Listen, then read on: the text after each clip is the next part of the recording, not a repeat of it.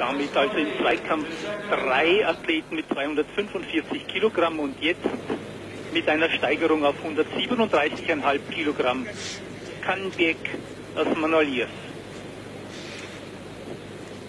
Er hat übrigens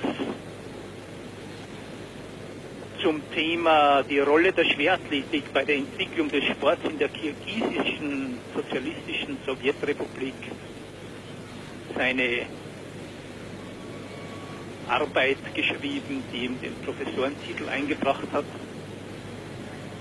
Er war schon zweimal Weltmeister, das heißt in den einzelnen Disziplinen natürlich mehrfacher Weltmeister. Gut umgesetzt.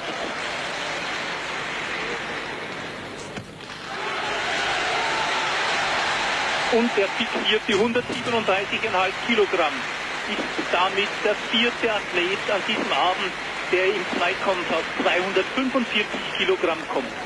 Und es entscheidet das Körpergewicht.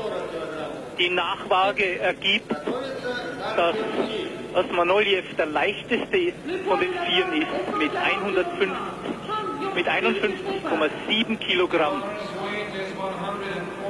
Damit gewinnt er die Goldmedaille vor Ho, der 20 Decker weniger auf die Waage gebracht hat.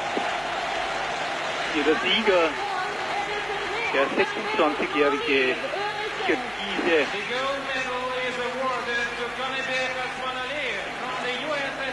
Canbiek Osmanoliev.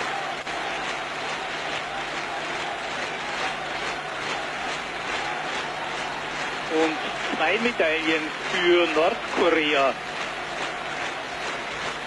Aufgrund seines Körpergewichts von 51,9 wird Ho Zweiter und Han Dritter. Ola bleibt nur der undankbare 4. Platz.